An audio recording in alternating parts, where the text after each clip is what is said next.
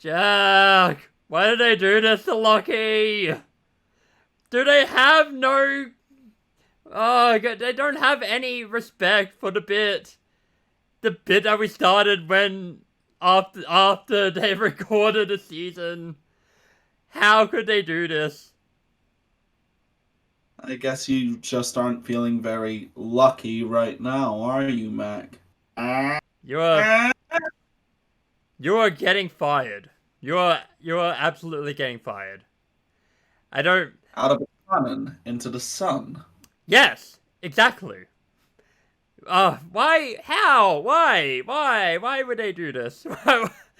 Why did it have to be Lucky? Why did it have to be Lucky that got done? He got done dirty. Because somebody had to be sacrificed on the altar of the snake god. I mean, they got snubbed as well. They should have been on TV. Yeah. Yes, the snake god will not be happy about that. But we will come to that later. Anyway, ladies and gentlemen, boys and girls, children of all ages, what, I don't know, 6 of you out there watch our show. Welcome back to the latest installment of the slowest growing Battlebots podcast, named the slowest growing podcast in all of creation at this point. I'm your host, Jack Finney, and across from me is the Mac, Australia's greatest filmmaker and president of the Death Roll fan club, and a man who would happily pilot an Evangelion on Australia's behalf at some point. What? I don't even know anymore, man. I'm kind of running out of qualifiers for you. I am not, Jack. I'm not getting in the robot. Get out of here. Okay, the only robot I will get in is Lucky. Wait, that. Anyway. Yeah, we have a tournament. That's probably going to sum us up this week, ladies and gentlemen. We are super disorganized. We've reached the end of the actual road to the tournament. Now we're in the abject chaos that is the tournament itself. And oh boy, there's a lot to unpack with this particular side of the bracket, isn't there, Mac? Yep, what an episode this was. We had some good stuff, we had some bad stuff, we had some very bad stuff, some very, very bad stuff, some unlucky stuff, some soul-crushing stuff. Look, Mac, I know you're upset about Lucky, but come on. But we also had Glitz. I'm upset about Glitz. Yes. They got done dirty by themselves, I guess. I mean, not themselves. Unfortunately. By bad, ironically, for this bit, bad luck. Yeah. Well, all things in time, Mac. We should probably wait until the actual appropriate point in the episode to talk about that. We will get there, and to get there, we are starting with the opening match, which is, of course, Jack. Yes. To begin at the beginning, we have Shatter versus Riptide. This was a sad fight. Yeah, because we're both big fans of Shatter, and we don't dislike Riptide, but they're not a robot that we've been actively rooting for throughout this tournament so far. Yeah, they've been kind of mid. Yeah, going in, I was hoping to see Shatter advance far into the tournament because I'm a big fan of Hammerbots, as all of you know. And, you know, I love Shatter in the way that it strafes about all over the place, landing brilliant precision hits. But it was not to be, as Riptide, the rookie monsters, come up and assert themselves once more at the expense of a beloved veteran. It was heartbreaking. I really wanted Sada. I wanted Sada to go very far this season. I actually thought this could have been their season, but yeah, with a field this strong and like Riptide being a pretty good robot. It's a very strong rookie robot. Yeah, it just wasn't their season, unfortunately. Yeah.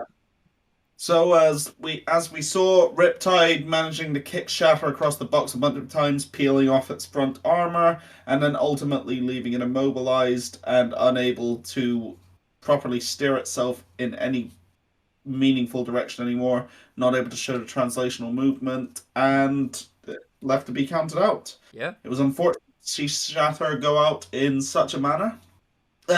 It was unfortunate to see Shatter go out in such a manner. There we go. But, well, that's the nature of the game, really. Yeah,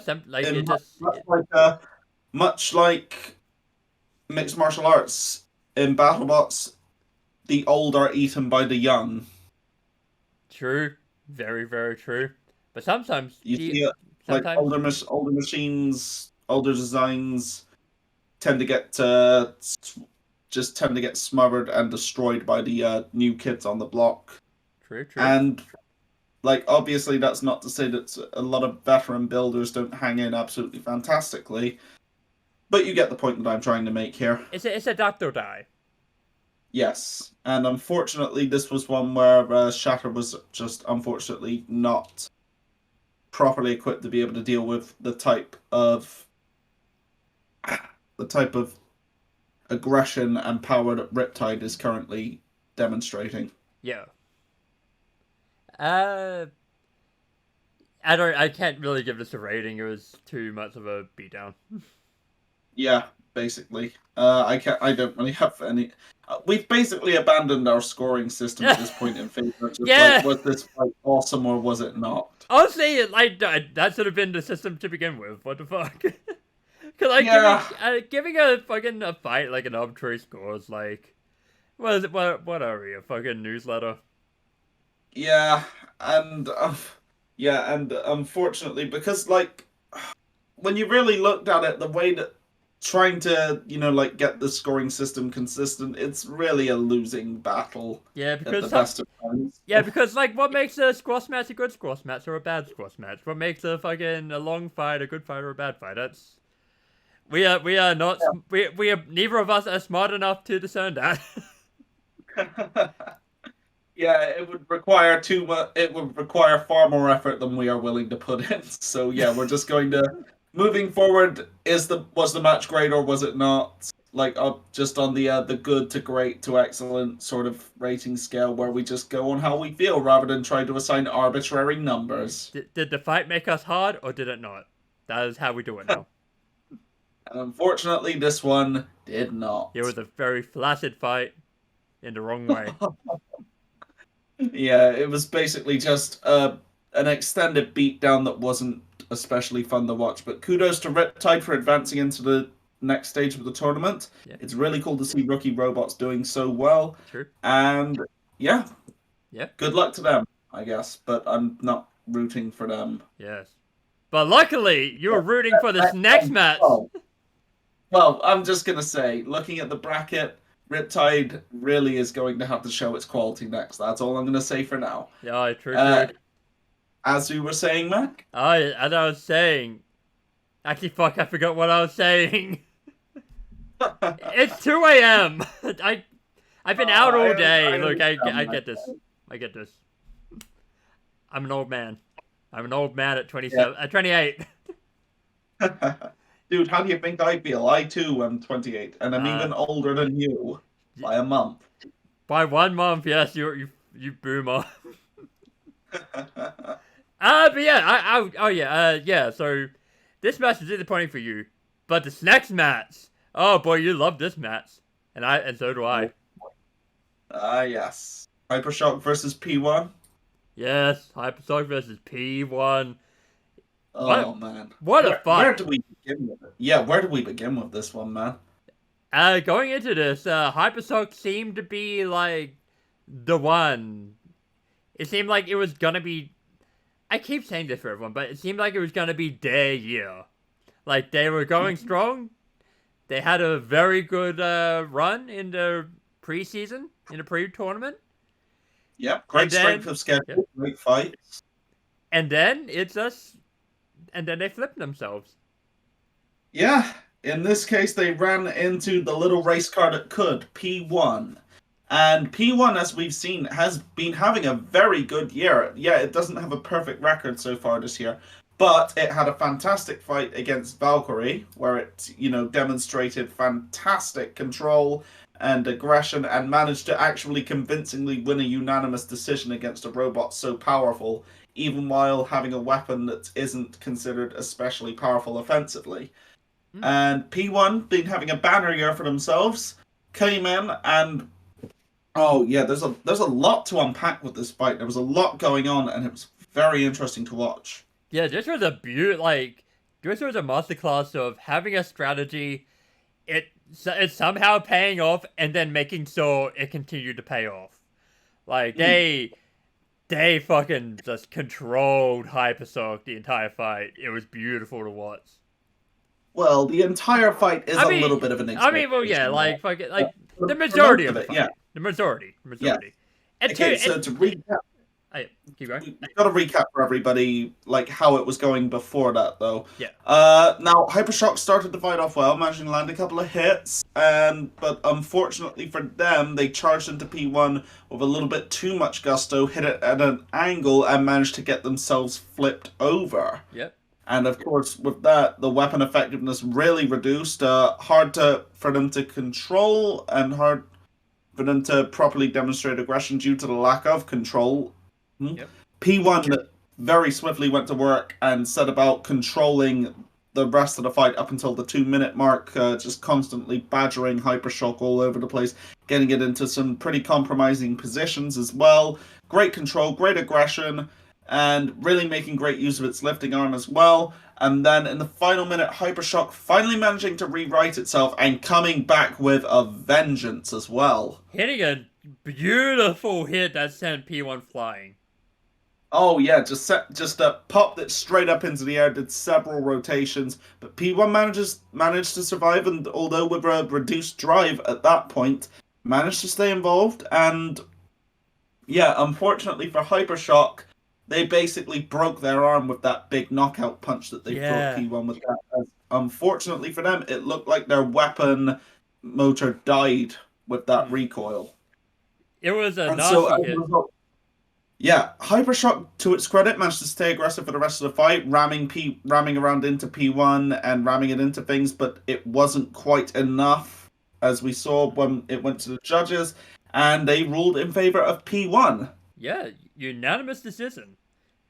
Yeah, that was something I wasn't expecting, to be honest. Yeah, because, like, as we were watching, like, we were talking, oh, yeah, I mean, it would make sense if Hypershock won, like, it would be fine, and, like, but, yeah, like, I would have completely expected a split decision here, but, hey. Yeah, it's largely because of the big hit on P1 with the weapon, and the fact that, we know that the judges tend to not be very consistent in regards to the damage category in favor of robots like P1. They love the big damage. They love the big number. They love big damage. Yeah. And it's like, because of P1's style of weapon, I wouldn't have thought that P1 would be able to earn any damage points, but yeah. Luckily not the case, and of course they also had to factor in the fact that Hypershock's weapon broke in the fight as well. Oh yeah, true. So that actually did count in P1's favor in regards to damage, although Hypershock probably did still have the higher overall damage level. Yeah. It was still P1's fight in the other areas. So great job, P1, recovering from the previous loss that they've had, and just coming in very strongly into the tournament after not getting in last year. It's great to see you do so well. I love that little race car machine, and I really hope that it continues to go far. Although I don't think it will, but we will come to that bridge later. The next fight's gonna be great. Yeah, like, very well earned victory. Great, yeah, brilliant fight. Like, I give it a very hard steal out of hard. Yeah, we need to tweak in this. In terms of hard for this fight, you are Daisuke Sakamoto. Yeah, I am hard. Yeah. Post the image. You will post the image. I will. Everybody needs to know just how hard that man is. Yes. Everyone will. Yeah. Okay, so next fight. Yep, next fight, which was Do you remember what one it was? Because I'm Oh, drawing a little bit of a Scorpius, blank. I believe. Scorpius. Yes, yes, Scorpios versus Malice. Right. Okay, Mac, how can we even classify this as Beatdown. anything other? Yes, as anything other than a massive beatdown. Malice was just brutally savaged by Scorpius throughout the entire fight. Got its weapon taken away from it in the first few seconds of the fight, with Scorpius coming screaming out of there like a bat out of hell, Yep. and then just getting completely and totally and brutally slammed, shunted. It's wet, like constantly hit with Scorpio's hammer saw, and just the utter brutality demonstrated by the Scorpios team towards Malice, who was no pushover in this fight as well. Mouse's fucking structure boss was bent. It was fucking crazy. Yeah. Like, this is the thing, I love Malice, but there is no way to classify this as anything other than an ass kicking. All of the damage was Scorpios. All of the aggression, all of the control was Scorpios. And I'm not exaggerating here. This is straight up an 11-0 fight for Scorpios. It was. Scorpios just complete and utter domination. And it made Malice look like a child in the middle of a hurricane. Yeah. And Malice's team were not upset about this, because holy crap, when you get beat down that badly, you have to be impressed. Oh yeah, absolutely. Yeah, that was a incredible beatdown, and it was a lot of fun to watch as well, to be honest. Yeah. I don't know what else to say. Yeah. So overall, just a great beat down there. I'd mark that as great. You want to see fights like that now and then. That would just remind you of the brutality. That fight was certified hard. Oh yes. I'm not sure how this new system's working out. Anyway. I can hardly blame you for switching to it. But right, okay. If I'm remembering right, next it was Minotaur versus Bloodsport. Oh no, this fight was hard. Oh yes, as we saw. Oof. Let's see. How can I best put this? Bloodsport, far from a pushover. Bloodsport is one of the best performing robots in the last few years. It's an incredible machine. And Minotaur just devoured it in this fight. It just completely and utterly smashed it to pieces. Constant control, constant aggression, complete and total domination. Bloodsport did attempt to hang in, but oh man, there was nothing they could do up against Minotaur in this one. It ate him. Like, yes. Basically, yes, it just straight up ate Bloodsport. It devoured Bloodsport in this fight. It was awesome. Oh my god, like, what a... Minotaur, I could see them going all the way. Like... Oh, yeah, absolutely. Like, the next round is gonna be fucking crazy. Yeah, Minotaur is always a massive threat in every tournament that it's in. Like, it's not had the best luck in the last few years, but it's always been a contender, and always will be if Daniel Freitas' engineering is anything to go by. Yeah, like, if luck being fucking on the side, hopefully this could be the season. Especially with all the things going into it, like, this would be the perfect story for the season. It really would be as well. And also, can I just say, I fucking loved how Minotaur's the little bits on the edge of their drum looked in this fight. Oh yeah, I mean Minotaur just looked completely badass going into this one as well. Look fucking rugged, look clean as hell. Yeah. It's like you just look at it and you think, this is a little brick that is going to fucking murder whatever's right in front of it today. And it did. It absolutely did. Like, Bloodsport hung in better than most would up against the likes of Minotaur, but Minotaur just bullied them all over the box for this one, and I loved it. Yeah, very well. Like, truly earned victory here. Oh yes. So yeah. Oh man, there's a lot of good hard fights. You love to see it. Yeah. Indeed. Now, if I am recalling correctly, up next is the point in the episode where they started to highlight the unfortunate mechanical problems of our little robot that could glitch. Yes, unfortunately, glitch. It had technical issues. It could not make it in time, and as a result, it got replaced by fucking Mammoth of all teams. Dun dun dun! Now, Mac, are you really gonna be this harsh about Mammoth? Yes, because I know for a fucking fact you are. You know what? This is the thing. Mammoth is not a bad machine. Mammoth is pretty cool. I like Mammoth. But, yeah, I like Mammoth. I just personally would not have picked them to be the substitute for this one. This hasn't been a great season for them. But considering some of the other names that got left out in the cold, I can never really decide on this sort of stuff, unfortunately. But, I was cautiously optimistic to see how Mammoth would do, and then, looked at the bracket and realized they were going to be up against Witch Doctor and thought, well, okay, yep, that's the end of Mammoth then.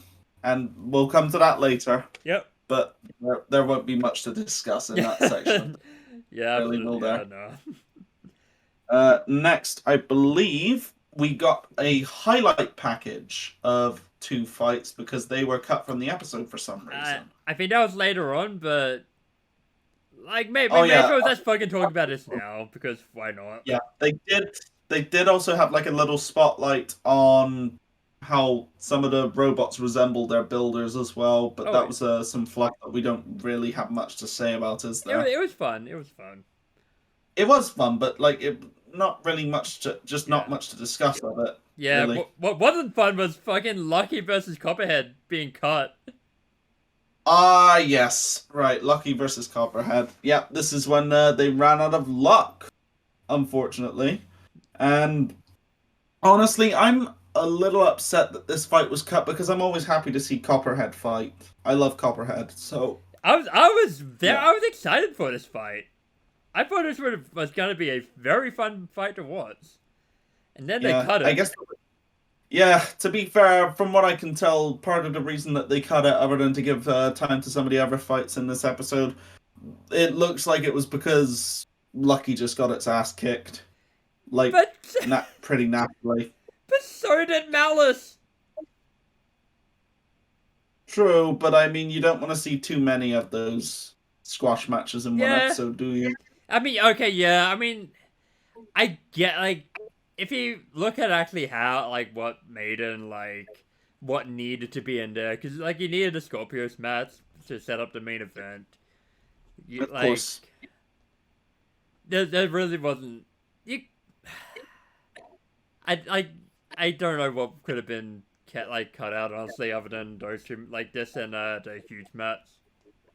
Yeah, it was unfortunate, but that's just the way the cookie crumbled in this case. That's television for you. Yeah. But yeah, Lucky got its ass beat by Copperhead pretty badly, who did not manage to knock it out, all things considered. Yeah, true. Lucky survived. Yeah, Lucky actually managed to survive to a judge's decision, but it was not a close one at all. Oh, good. Lucky was in pieces. We'll see you next season, Lucky. Would you have really wanted to see Lucky get basically ripped to pieces? Yes! I need blood! I need robot blood! Blood for the blood god. Yes. Look, I love Lucky. I love him for the bit, and also because he is a really good robot. But I would have wanted to see him lose. I would have wanted to see him how he left the tournament. Fair enough. And I'm just remembering we haven't actually covered Sawblaze versus Hijinks, have we? That's next? Is that next, or is that was that semi-main? No, I don't know. I forget where. We really should have taken notes. Yeah, this is what I get for not having stuff to write. I mean, look, I have an excuse with having to use this fucking laptop. I can't write notes. You can.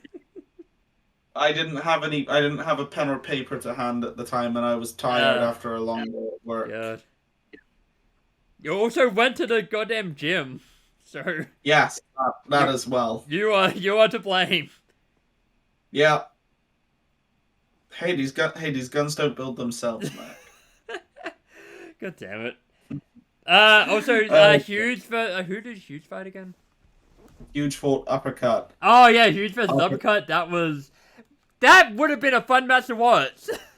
It really would have actually been interesting to watch that because, like, from what I saw, there wasn't a ton of action in it, but we got the rare simultaneous double knockout. Like it looked like it was a better double knockout than the first double knockout that happened this season. Ah, yes. I mean, yeah, pretty much. But from what I could see, there wasn't that much action going on in it other than Uppercut, I think, ripping off part of Huge's little guards at the back. I mean, they knocked each other out, and then, like, they recovered, and then fucking just... It was sort of a beatdown. Yeah. But, yeah, and then they just sort of both died. I mean, that would have been fun to watch, though. That would have been fun to talk about, like, properly. Yeah, like, Uppercut somehow rolling into an angle where it couldn't move at all. It rolled into the Kurt... It rolled into the Kurt angle. Oh, get out. No. Fine, it's the Eric angle. Right, get out again. Like, get out, then come back in just so that you can get out yet again. Everyone loves wrestling superstar Eric Angle, who appeared on like 2 different SmackDowns. Oh, man. Okay, so up next we will cover Sawblaze versus Hijinks. In yet another instance of Sawblaze having angry sex with another robot. This time with actual penetration. Oh boy. Get out, man. You could upload this to Pornhub. Again. Get out again. Dude, I'm the one recording this. If I get out, then like you're in the fucking water. Okay, but in this one, Sawblaze once again delivering what can only be described as a beatdown, constantly sticking to Hijinks all the way throughout the fight, dishing out terrible blow after terrible blow, roasting the wheels, ripping out the motors on each side as well, ripping off part of the back stabilizing bar as well. Oh, Hijinks was just brutalized by the power of Sawblaze in this one. Jameson Go is fighting on an entirely different level from most of the competition at this point. And I think that, you know, if anyone's going to properly take a good run at the title this year, it'll be him. Yeah, I cannot see him fucking losing until at least the semifinals. Yeah, and that's going to be like a matter of like depending on who he's up against, because like he's going to be up against either. Let's see. Oh no, let's see. In the semifinals, in the semifinals stage, Witch Doctor, Copperhead. Oh wait, I've just you're looking at the wrong thing. Yeah, but we're still in the quarterfinals. I know that's 316 even. Very big competition, just some very big competition at that stage. But you know, like if anybody can weather that storm, it's Jameson Go, because yeah, he's just been on an absolute tear throughout this entire tournament. Yeah, and, god, this was a wonderful fight.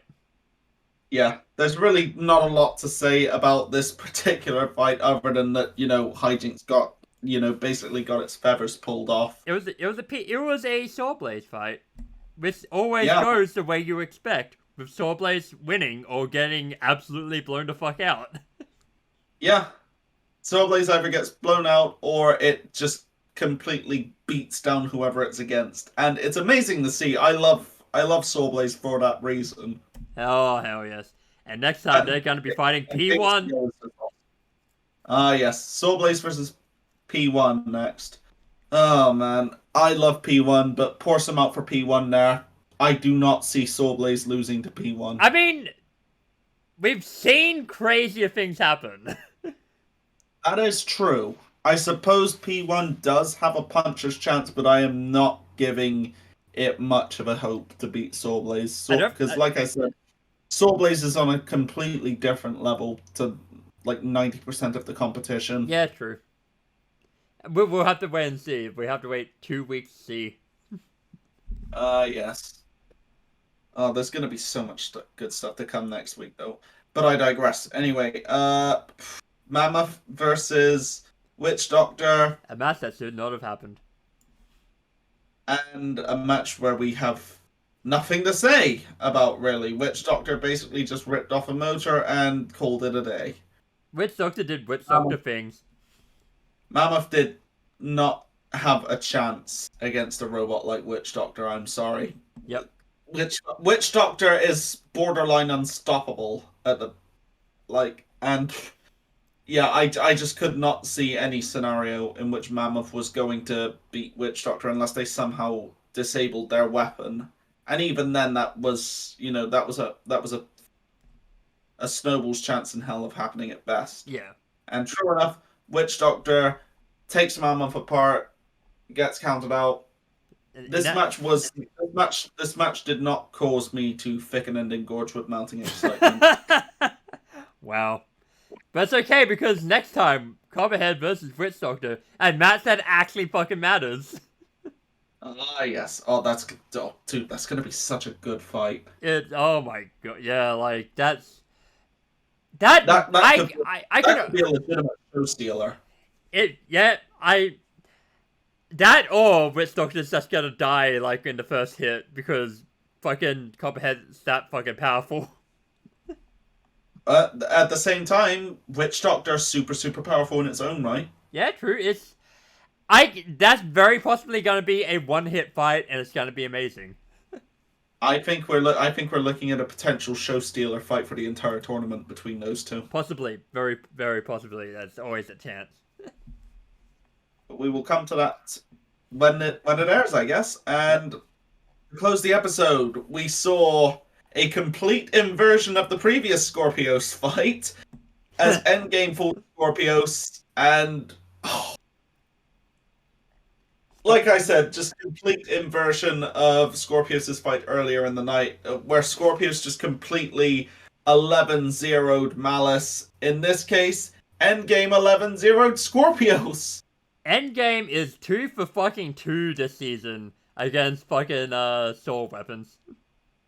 Yeah, Endgame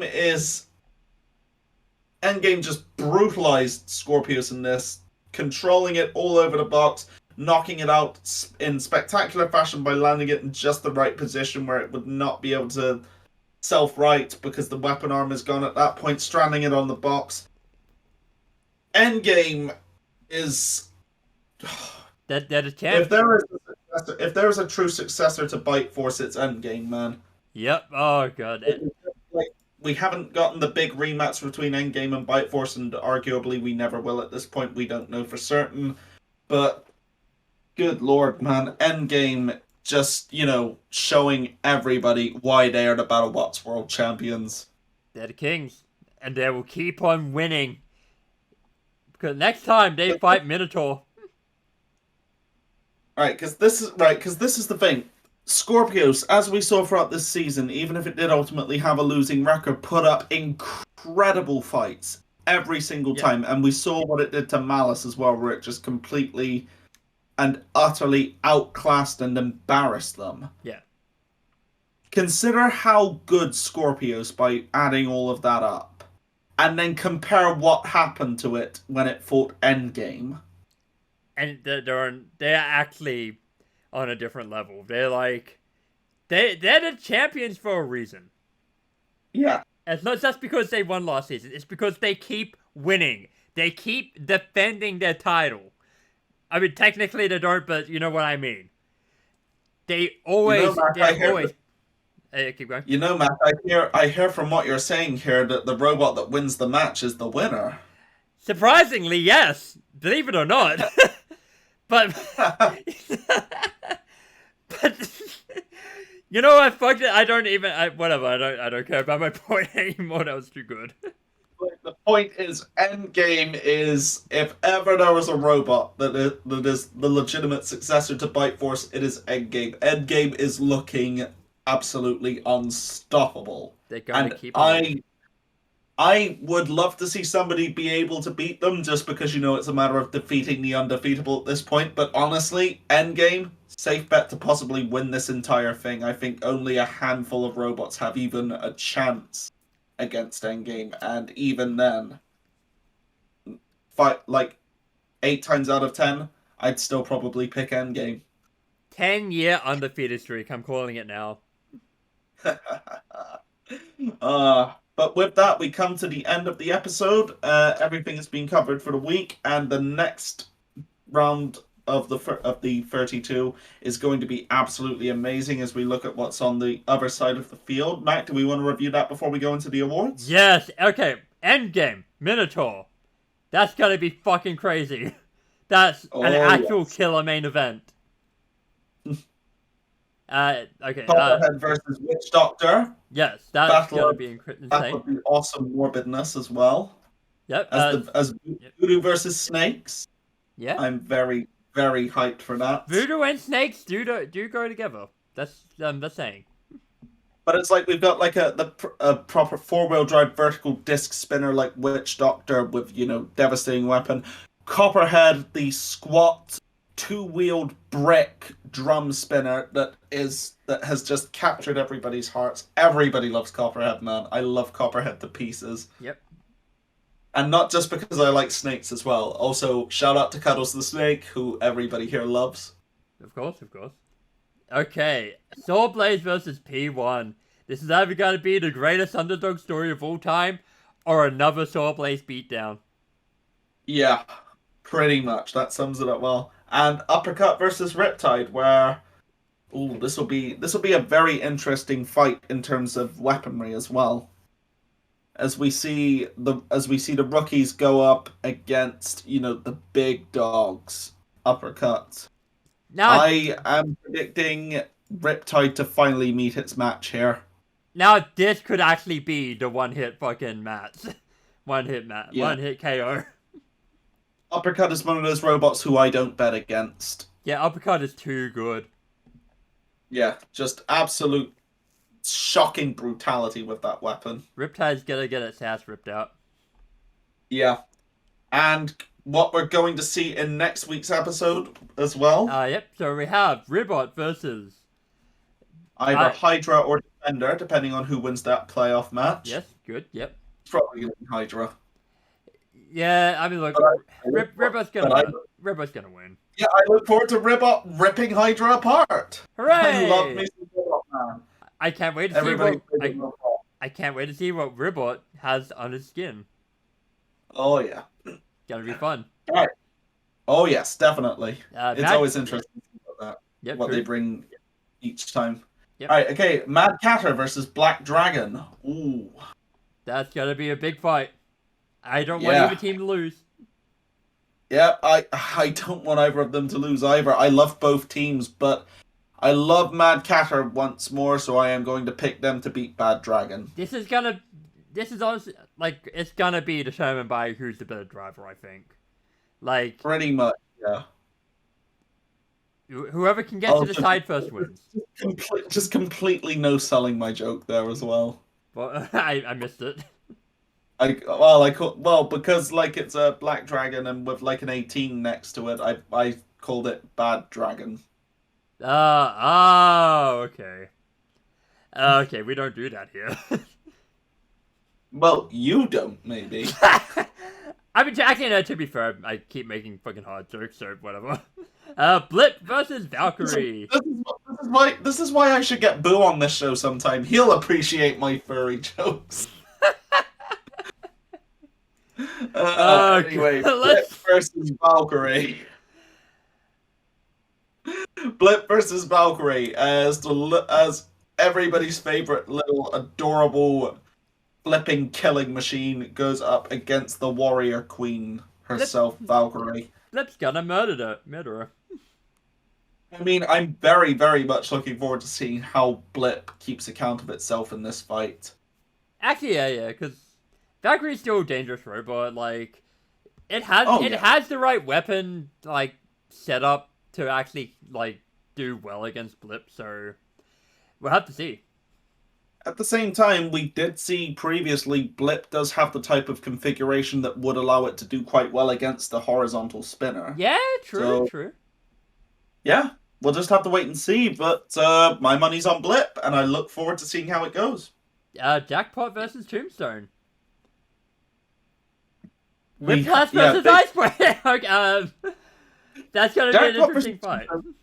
Jackpot versus Tombstone is very interesting because Ray Billings is basically minted and has access to all of the best quality materials for Tombstone, whereas Jackpot is a well-known budget build that has nonetheless managed to take Battlebots by storm both this year and last year. Yep. And it's going to be really interesting to see how the budget build does up against a robot that's as well funded as Tombstone. True, true. And it's also going to be Ray's opportunity to show that he can still hang in with the young blood as well. Yeah. Oh, this is actually gonna be one of the like Tombstone's biggest fucking proving matches. Like that, he still got it. Yeah, pretty much. But you know, it's like Ray said, ask everybody who I've hit if I still have it. Yeah, true. I'll tell you what you need to know. Yep. Whiplash versus Ice Wave. My money's on Whiplash. I mean, never bet against Whiplash. Yeah. Whiplash always does brilliantly. It does. Fantastic machine. And Ice Wave and, you know, last year's runner-up. Yep. Ice Wave I do like a lot, don't get me wrong, but, you know, I'm not going to back them to beat Whiplash. Yeah. I think this is where Ice Wave's tournament hopes end. Yeah, the lawnmower will go away for the time being. Hey, let's not talk bad about Ice Wave. Ice Wave is awesome. It's literally fucking sponsored by a fucking a company that does goddamn lawnmowers. I thought that was Slammo. No, like I'm pretty sure fucking doesn't that company do fucking lawnmowers? I don't know. I haven't looked this stuff up, my dude.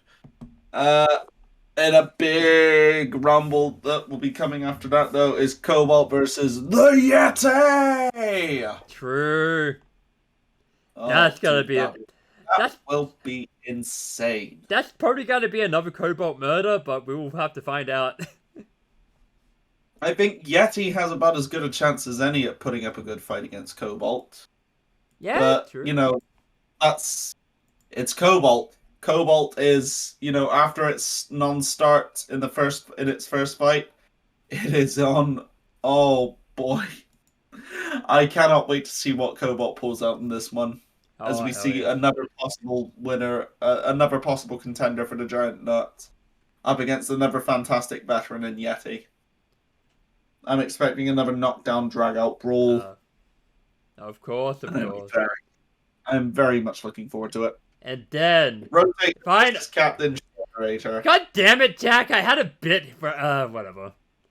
No, do it. You ruined it. Do it. No, because I was gonna go straight to fucking Tantrum versus Gigabyte. I was gonna skip over this entirely. Well, because fuck Captain Shred Raider. Oh man. I mean, I hope both teams lose. I like Rotator. Rotator's fine. I'm still annoyed about the stuff with Beta from the other year. I think you got it wrong. You didn't do shit. Yeah. Come on. Oh. I love you, Victor Soto, but that's just one that I'm. Tantrum versus Gigabyte. Oh man, I'm expecting to see Gigabyte get punted into the air by Tantrum.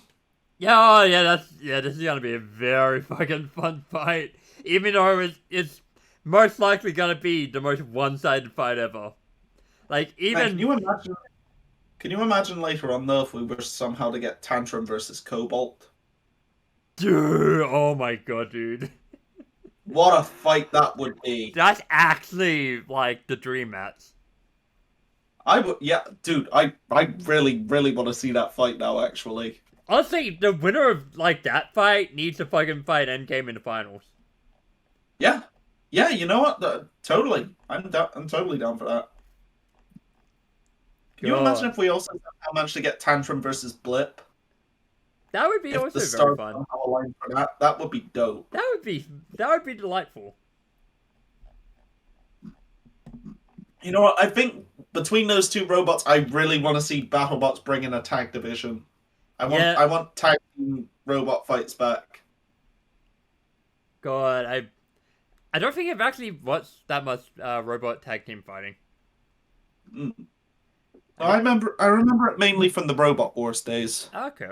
Like how did it work? Basically, yeah, it was much like tag team wrestling, where you could go into your own zone and your partner would come in. Okay. Oh, okay. So there was like a tag rope. You have to. No, nothing like that. You can't burn your tag. No, not quite like that. You get one. You get one breakup, and that's it. Oh man. Did everyone does a fucking run in, and like it all breaks down, both figuratively and literally. Oh god. Let's book robots like just doing actual tag matches. Like fucking Japanese tag matches where like everyone just runs in like every 5 minutes. Alright, okay, so we come to the awards for the evening. Yep. And what awards we have. Okay, so Mac, foremost, let's go with Fight of the Night. I'm gonna say Hypershock versus P1. Yep. That's about right. With Best Driver to P1 as well. True. Or Minotaur. Which do you think, Mike? Okay, so it's honestly kind of hard because Minotaur, absolutely beautiful driving, like destructive driving, but P1 won his fight purely on how good and how efficient his driving was. That's a good point. Honestly, I honestly think P1. Like P1 it was so good. Okay, P1 for that one as well. And also recipient of the Dark Horse Victory of the Week as well. Yes, because no one else mattered. No one else was good. But with that being said, their opponent, Hypershock, is not going to be left completely out in the cold because they get best performance in a losing effort as well. Yes, because everyone else fucking sucked. Why am I being so negative? Like, Hypershock did great. And all that's left is Knockout of the Night, wasn't it? Yes, and like nothing was knocked out harder than Sawblaze. Sawblaze? You mean No, not Sawblaze. Fucking Scott. Look, they're the same type of robot. They're just different colors. Careful here, Mac. Easy now. Easy now. Right. Okay, so Knockout of the Night. Scorpios getting absolutely trounced by Endgame because we saw how savage Scorpios was earlier in the evening, and Endgame made them look like children playing with a toy by comparison in the main event. That was incredible. So handy Knockout of the Night for Endgame here. Yeah, love to see it. Yeah. And with that, we come into the off-topic segment of the week. And honestly, trying to find the right words here, Mac. But I guess the only way that we can really tackle it is to go right ahead. To our fellow professional wrestling fans, you will already be aware of this, but a few days ago, we unfortunately had to close the book on the life and times of Scott Hall, who unfortunately at the age of 63, after suffering 3 heart attacks, finally passed away. The man who we all thought pretty much unkillable at this point after everything that he's been through in life and managed to survive. It was time to say goodnight to the bad guy, unfortunately. Yeah, this sucks. Like, it really does. He got clean after like such a hard struggle with all his different vices. And we really cannot emphasize enough just how hard a struggle he faced in life. The man had been through so much. He had serious, like a lot of people don't know the full story behind Scott Hall's drug addictions. The thing is, at one point when he was younger, Scott had to kill a man in self-defense, and he ended up with long-term post-traumatic stress disorder from that. Yeah. And unfortunately, he turned to substance abuse as a coping mechanism for it, from everything that I've seen. And good lord, the amounts of the depths of the substance abuse that Hall went through as well over the years, like alcohol, drug addiction, not to mention the pain pills, steroids, and things like that as well. If it wasn't Everything that he had been through over the years. If it wasn't for like that, he would have been like a world champion multiple times over. It's entirely possible as well. Yeah. And like we've seen, it really is just so disheartening. The only man with a comparable degree of notoriety for his substance abuse issues was Jake Roberts.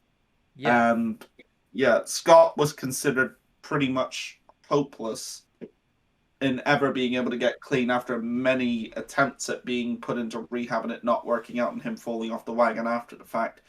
But luckily, some time spent in DDP's accountability crib and working with Diamond Dallas Page himself, Scott was able to eventually defeat his demons and get clean. And for the last few years of his life, he was actually in some of the best health that he'd been in quite some time. He was clean, he was doing well. And unfortunately, what happened was the other week he had a hip replacement operation after having fallen and broken his hip in recent times. That was covered by a GoFundMe. And unfortunately, yes, complications in the aftermath of the surgery resulted in multiple heart attacks due to a blood clot that had gotten loose. Yeah. And eventually they switched off his life support and he hung him for a little while longer, but unfortunately he passed away a few days ago.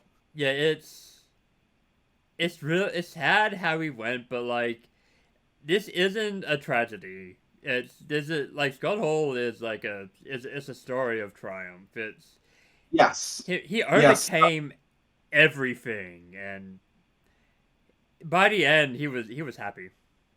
Yes, it's like I was going to point out. This isn't a tragedy. It is a triumph. Scott ultimately did manage to defeat his demons, and even if unfortunately this was how he went out, at the very least he didn't go out from a drug overdose or alcohol poisoning like we all for so many years were so afraid that he would. He went out clean. He went out like relatively healthy, like hips like notwithstanding. Yeah, like it. Fuck, I don't know what to say. Like, well, one thing's for sure, Scott will always be remembered as one of wrestling's most entertaining big man workers of all time as well. Oh yeah, because a lot of people don't really understand just how big Scott Hall actually was. Like 6'5", 270 pounds. The guy was a fucking behemoth. He was. And he moved really, really well as well. Oh yeah. Fucking hell. Like the man was very agile when he wanted to be, but the thing is he didn't even need to be because he was such an entertaining worker as well. That he didn't need to do anything especially flashy. He could go out there and get a bigger pop using a headlock than most of WCW's cruiserweight division could with some of the most exciting matches you've ever seen. Yeah, because Scott was a master of having the crowd in the palm of his hand at any time that he wanted to. He put so much personality into damn near everything he did. Like absolutely, he was a genius. Yeah, I mean, look at the stuff with Razor Ramon as well. Like the man just oozed cool. The man had cool coming out of his pores. He was just absolutely dynamic, and anytime he was on screen, your attention was immediately glued to him. Oh hell like yeah. He had such a magnetic presence, and it was amazing. Yeah, no, Dad, he was a fucking stand-up guy as well. Like, do you remember from everything you hear? Yeah. Like, his issues with substance abuse aside, apparently the guy was actually pretty cool. Yeah, Although at the same time, he did have a reputation for being a bit of an asshole, though. I mean, yeah, but at the same time, like he gave he legitimately gave the IC title to like a kid with HIV. Oh, really? Yeah, dude, on the fucking Jerry Springer show, he gave like the suit like IC title to like a kid. Wow, I was not actually aware of that. Really? Okay, I'll send you the link because it's Oh, really wow. good. Like the way he Yeah, reacts to the audience as well, like is beautiful. Like, dude it's is incredible. so good. Was like my main. Well, the thing I was saying about Scott having a bit of a reputation for being an asshole, it was more that he, had a tendency to make cutting remarks to other wrestlers behind the scenes, Oh yeah, like but saying like it's the wrestling business, not the wrestling friendness and yeah, stuff like but at that. the same time, like that's just sort of how it was back then. So it's like Pretty much. it was like a moment of the times, I guess. Yeah, but oh man, there's so much ground to cover with Scott Hall. Like you've seen the physique as well. That physique was absolutely incredible. Yeah, he Yeah, looked like cool. He acted cool. He was cool. he looked cool, he acted cool, he moved brilliantly when he needed to. Like the man could work his ass off as well. There was so much that he could do with so little because he was just that good at working the crowds. It was amazing to see. And also, like we obviously we have to cover, he was part of one of the biggest angles of all time, something that legitimately changed the face of wrestling, with the New World Order with Kevin Nash and Oh Hulk yeah, Hogan. of course. Like, absolutely have to cover that as well. And just, I cannot do Scott Hall justice in this, man. And I spent a long time kind of indifferent to him until I went back and actually watched some of his work, and I realized, oh God, wow. Just looking at everything through the lens that I can look at wrestling nowadays, the man was just so impressive. And if, like you said earlier, if not for his substance abuse, he would have been a multiple time world champion. Absolutely, he Absolutely. would have. He should have. Honestly, even with it, like he should have won the WCW World Title at least once. And I'm pretty sure he was meant to. He was going to win it, like in like 2000. That does sound about right, but unfortunately, by that point, his addictions had taken such control over his life that yeah, they thought differently of it at the last minute, didn't Yeah. they? Yeah, I believe so. Which But sucked. like we said earlier, Scott Hall is a story not of tragedy, but of triumph. He ultimately managed to defeat his demons, and while it sucks that he has left us, at least we can take some solace in the fact that he went out healthy and surrounded by his family. Yeah. Rest in Yeah. peace, Goddle.